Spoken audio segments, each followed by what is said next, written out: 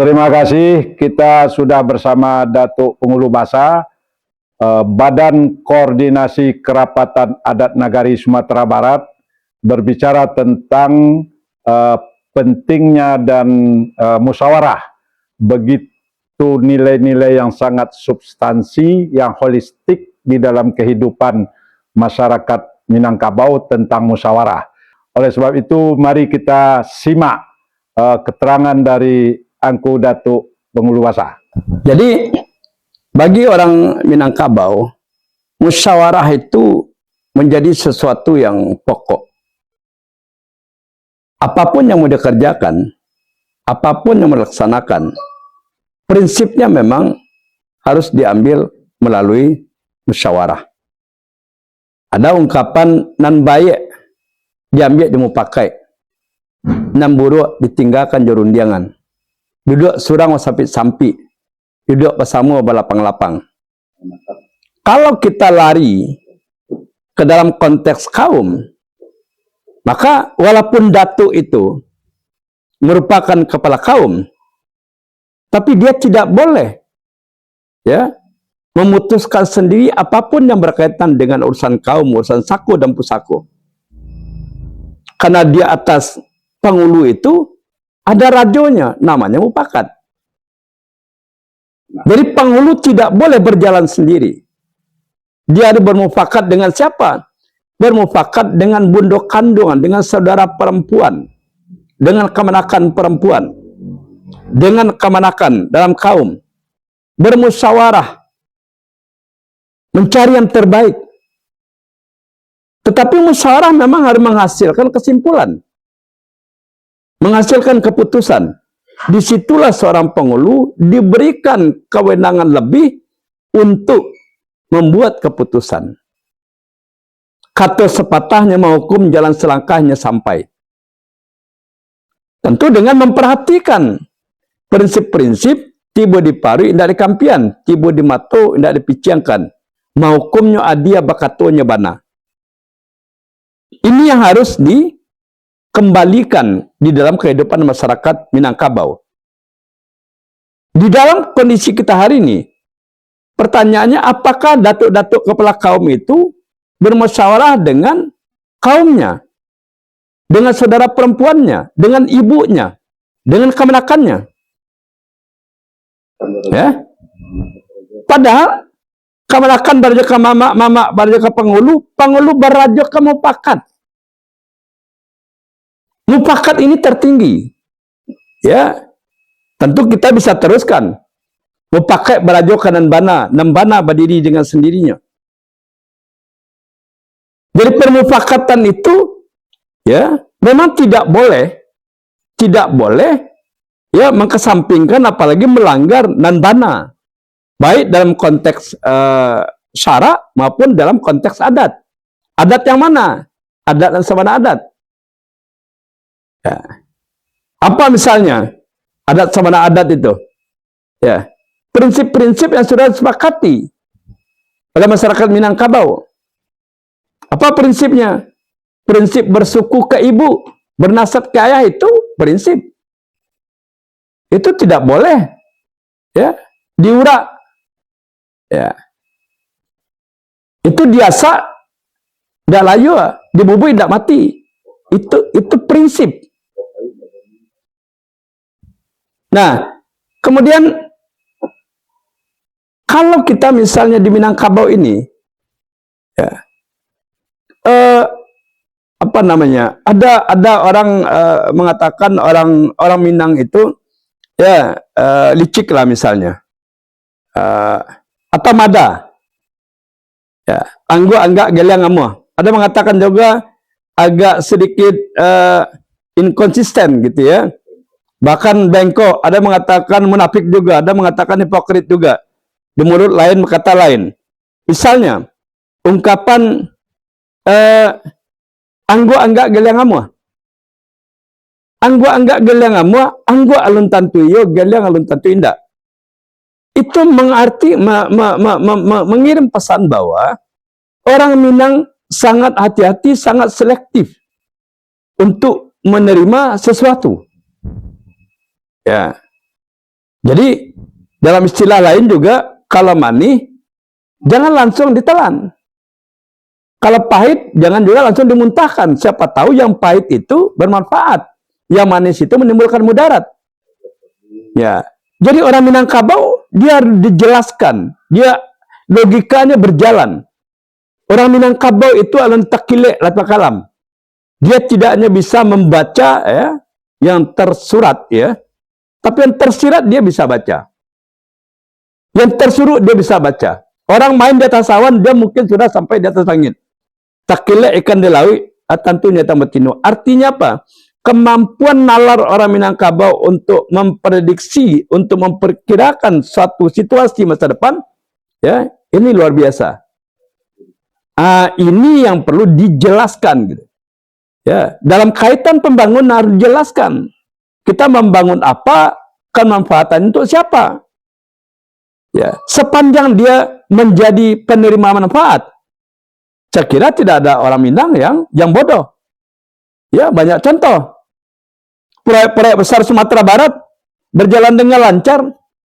Kita lihat PLTA di besar ini, Maninjau besar. Di Singkara besar sukses, Koto Panjang sukses. Memindahkan orang dalam jumlah banyak. Ya, kemudian memindahkan rumah ibadah. Sepanjang itu kata sepakat, dimusyawarahkan, yang berat itu jadi ringan, yang susah itu jadi mudah. Karena orang Minang punya kemampuan untuk menyederhanakan kesulitan-kesulitan itu. Nah, kita lihat juga contoh. Ya, sewaktu pemerintahan Orde Baru program transmigrasi. Masyarakat Sumatera Barat ya membuka diri menerima saudara-saudara dari pulau lain untuk menjadi warga di Sumatera Barat, dan mereka diterima dengan sangat baik dan diperlakukan sebagai saudara sendiri. Dan hari ini terbukti, ya, saya kira beda pengalaman transmigrasi di daerah lain dengan Sumatera Barat. Sekarang diusir pun mereka nggak mau pergi tuh, karena mereka merasa ya sudah di kampung sendiri, mereka nyaman ya berada di Sumatera Barat karena diperlakukan dengan sangat manusiawi, diperlakukan sebagai saudara baru. Jadi ini saya kira sebuah fakta yang harus kita apresiasi, bahwa Minangkabau ini kan masyarakat yang sangat inklusif, membuka diri, ya menerima ya sesuatu yang baru, tetapi memang melalui proses musyawarah tadi. Jadi kuncinya adalah bermusyawarah itu ya penting untuk kita melakukan berbagai aktivitas, termasuk aktivitas pembangunan. Jadi ke depan saya kira ini harus menjadi perhatian bagi pengambil kebijakan, bahwa duduk bersama balapang-lapang, duduk surang basampi-sampi, bermusyawarahlah di Minangkabau. Masyarakat Minangkabau ini masyarakat yang sangat terbuka untuk hal-hal yang baru, hal-hal yang diyakini baik, ya. Atau dengan istilah lain, masyarakat Minang adalah masyarakat yang inklusif. Inklusivisme orang Minang itu membuat dia berkemajuan. Ya, dia bisa menerima. Contoh misalnya, kita mengenal istilah atau sebutan baju, guntian Cino, Sarawak Jawa, sarung bugi, ya, lapek bugi. Ini inklusivisme. Kita tidak pernah mendengar ada Sarawak Minang, ada baju Minang, ada sarung Minang, tidak ada. Ya, dan saudara-saudara kita yang datang dari daerah lain membentuk sebuah komunitas yang eksklusif pun mereka welcome. Sehingga di Sumatera Barat kita bisa menemukan banyak, ada kampung Jawa, ada kampung Nias, ada kampung Cina, bahkan di Padang Panjang Serbi Mekah itu ada juga kampung Cina, tidak ada masalah. Begitu orang Minang ya terbukanya, karena dia percaya dengan keterbukaan itu dia bisa mendapatkan hal-hal yang baru. Kebaruan itu menjadi sesuatu yang penting bagi orang Minangkabau. Karena ada pitulah sekali aja gadang, sekali tapian berubah. Dalam konteks adat juga ada. adat sebatang panjang, adat meniru meneladan. Maka ketika ada sesuatu yang baik ya di komunitas lain, di suku lain, dia pasti ambil. Ya, dengan cara seperti itu, ya kebudayaan Minangkabau berkembang. Ya, sedemikian rupa ya karena dia responsif terhadap ya dinamika, terhadap perubahan-perubahan yang sedang terjadi. Jadi keliru kalau orang ya berkesimpulan bahwa seolah Minang ini susah. Minang itu paling gampang.